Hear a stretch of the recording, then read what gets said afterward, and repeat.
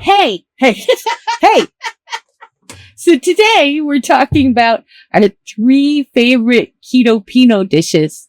And if you're not sure what we mean by keto-pino, that's keto dishes that we've adapted from traditional Filipino dishes that we love. right. And that's really kind of important in our relationship because as we first started deciding that we were going to be keto just about all the time, we were thinking we had to kind of include holidays so that we could still have the favorite Filipino dishes. And so, but Sue figured it out, most of the way, right? So that we could still have yummy food and Yeah. We've actually figured out all the favorites and how to still have them even though we're keto. And today we're having keto arroz caldo. And I'll insert some close-ups, but it's basically a Filipino rice soup, more like a porridge, that has chicken and garlic and ginger and onions. calamansi for the garnish, right? Yeah, for the garnish, there's calamansi and garlic chips and green onions. And actually, usually it's just a plain, boiled egg cut in half, but we have tea eggs in our, what you call it? Arroz caldo. Yeah. In our arroz caldo, we have tea eggs, and that makes it even yummier. So yeah, we're going to dig in while we talk to you about our favorite keto-pino dishes. It's so beautiful to look at too. It's delicious and beautiful to look at. So the way you change this, right, was basically cauliflower rice. And so it would have like normal or regular standard, I don't know what you call it, the average rice, but cauliflower rice. And if you can see, look at that. It really looks really rice porridgey. It definitely tastes really rice porridgey.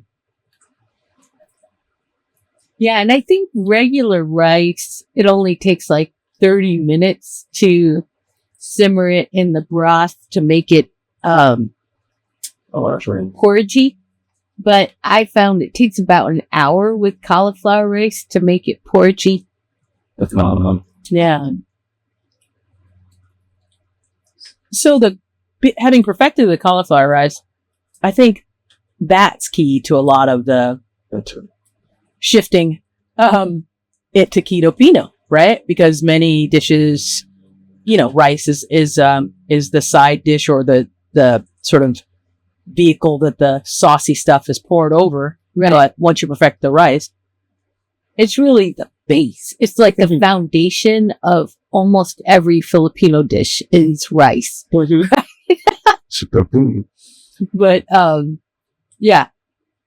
So it actually makes it pretty easy to adapt keto dishes because we can use cauliflower rice, and cauliflower rice will, take on the flavor of whatever you put with it. Yeah.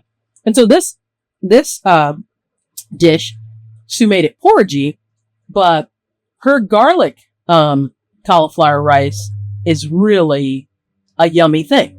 And it sort of fools the eyes, the mind, the taste buds into thinking that you're having actual rice. Mm-hmm. So, for example, with like Filipino breakfast or something with the, over easy egg. Looks so yum. So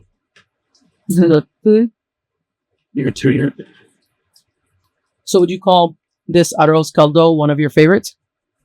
Oh, yeah, for sure. Right? And what it really wasn't until I was looking to make some yummy things for my daughter-in-law after she gave birth, and her parents mentioned this was one of her favorites. And it's amazing. That combination of garlic and ginger and onions is so yummy. Mm-hmm. And is what's making it yellow, is that the turmeric? Mm-hmm. Yeah, and turmeric's really good for your immune system. So I just fun that there's all this healthy stuff in here. Mm-hmm. And explain what the calamansi are. And the calamansi is a citrus, that grows easily in tropical climates. And it's a little bit like lime, but a little bit brighter. Mm-hmm. Brighter, yeah. It's really yummy. And it's funny because it looks on the outside like a lime, and then on the inside it's orange, like an orange. Yet it tastes like a lime or a lemon. Mm-hmm. Yeah, really delicious on top. And Dating that with the these garlic chips yeah, we got from a local Asian store. But we also find them some yummy garlic chips at Trader Joe's has a brand of garlic chips. Yeah. that's correct. It's just with it. What's your favorite, would you say, of all the keto-pino things that I make? Yeah. So we talked about the noodles last time that we used. Do you remember the kind of noodles we use? Is it called bami? Mm-hmm. Yeah. So Sue makes Filipino spaghetti with the bami noodles. I'd say that that's definitely one of my favorites, right? And so you make your own banana ketchup with how do you make that banana ketchup? With banana extract and keto ketchup. So good. And I put a little more stevia in there to make it sweet. And I think we may have talked about that. The Filipino spaghetti in our one about carbs too. Maybe I don't know. I remember we said that, but yeah, it's super yummy. Has like ground beef and hot dog and yummy noodles and this great red sauce. Enjoy it. That's definitely one of my favorite ones. That does. And what about you, dude? Yes, God. Yeah, that's right up there.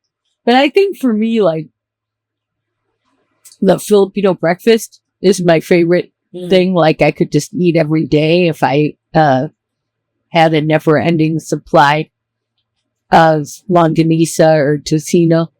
Those are two popular Filipino breakfast meats. Yeah. And you can make your own because the meats can be sweet, right? So you can make it your own with like stevia and other sweeteners. Make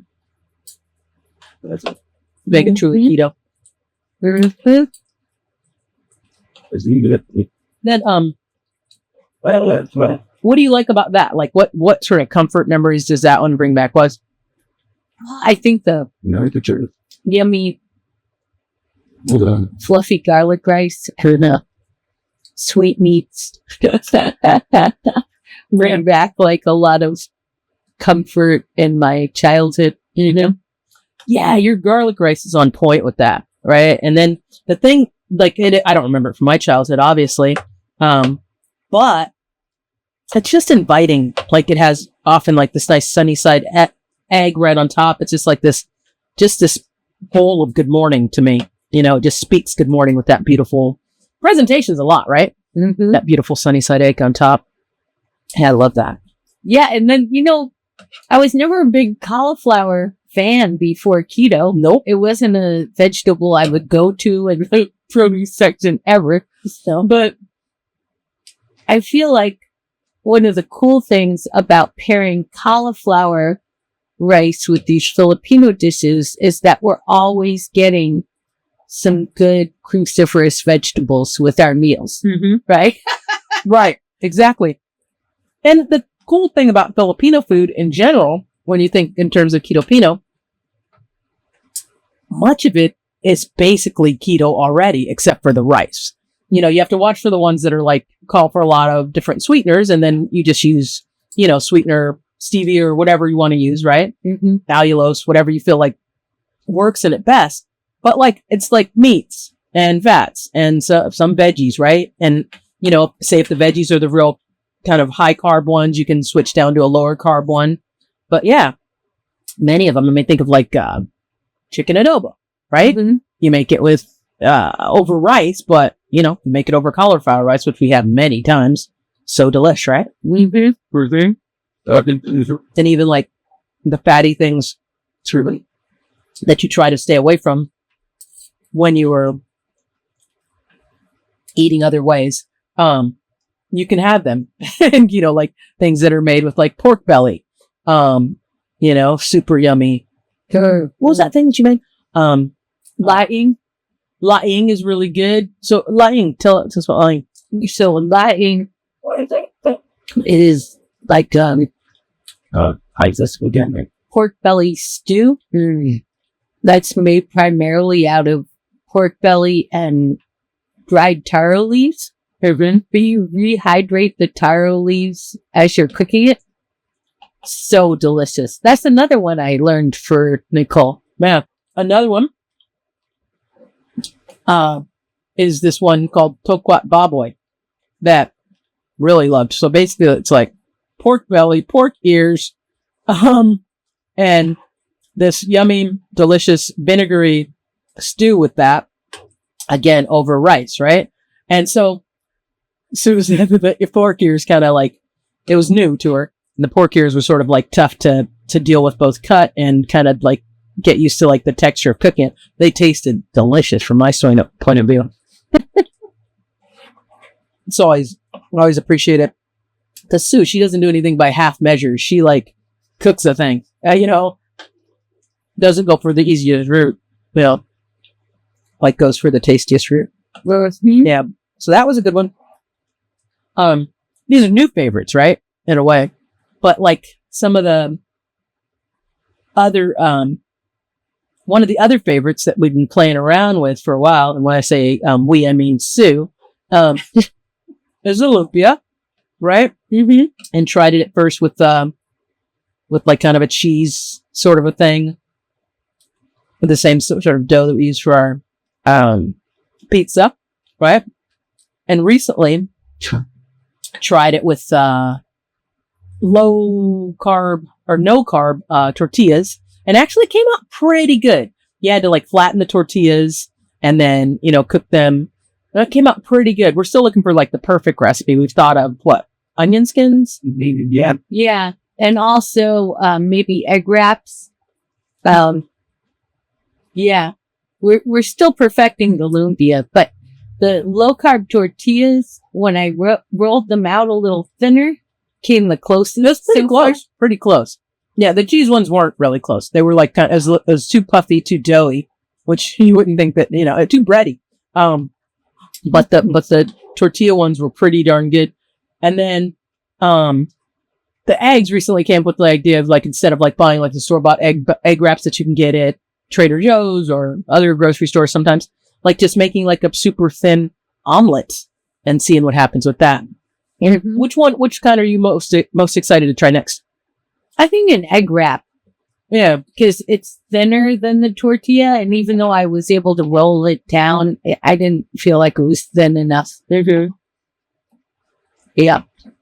I think a tasty option that I wouldn't mind trying is the onion skin, because then it would be like a really kind of the inside of lumpia is so tasty anyway. Depending on, your ingredients, but like what ingredients, I mean, it's, yummy ingredients inside. And then the onion skin giving that extra oniony flavor on the outside. But I don't know how it would work. Actually, if you've tried to create keto lumpia and you have a good recipe, please, Put it in the comments. Put it in the comments so we'll have it and try it.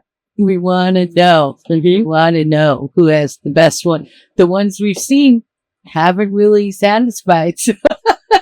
Yeah. So this isn't particularly Filipino, but the tea egg, do you want to say something about the tea eggs? Oh, just they're delicious. You can find the recipe on YouTube somewhere. Yeah. They're just hard-boiled eggs, or you can do it soft-boiled too. That are marinated in this yummy marinade. Mostly soy sauce, black tea, and other spices. Really good. Yeah. If you like to eat hard-boiled eggs as a snack, it's a really nice way to do it. Yeah. I love the eggs in this. We've had it before with just regular eggs. By that I mean not tea eggs, but having it with the tea eggs creates like a whole nother dimension to flavor, and it's fun with these tea eggs because actually the marinade, you put the peeled eggs in the marinade, but it soaks way even into the yolk. Mm-hmm. You can taste that different flavor. Oh, and another way that you made this arroz caldo different than last time. The first time you made it with a whole chicken. And so there were like different pieces that were like kind of like white meat pieces, and you cook it so long. Some of it falls off the bone and whatever. This time you went simpler and I'm enjoying it more. She just used chicken thighs. Just threw in chicken thighs. So it's like the juicier meat that holds up a little better to that long cooking. Yeah. And we like dark meat anyway. Yeah. Right. Yeah. I think that's all I got. Yeah. Well, it's all in rice, right? The main thing is like rice can be changed with it. But I want to say, even though a lot of Asian cultures make it, your fried rice that you make with the cauliflower rice is on point. I mean, we have actually fooled folks, not fooled them on purpose, but them not realize that we use cauliflower rice for the fried rice, right? Yeah, I love that we were able to fool Asian people with our fried rice. They thought it was real rice, but it was cauliflower rice. Yeah, it's all about, if you don't know yet, it's all about cooking off most of the moisture from your cauliflower rice. If you don't, forget it. It's just going to be wet and kind of floppy, not very rice-like. But if you cook off most of the moisture, it'll act just like regular rice. Yeah. And if you knew us before, I think you'd think this conversation was a little bit crazy. Because, yeah, I never was one who was like, oh, let's use cauliflower for sort of anything. And now it's a staple. I mean, we have it just about every day, and it, absorbs these really good flavors and, mimics the traditional versions. Yeah. Yeah. So that's about it. Yeah. All right. See you next time.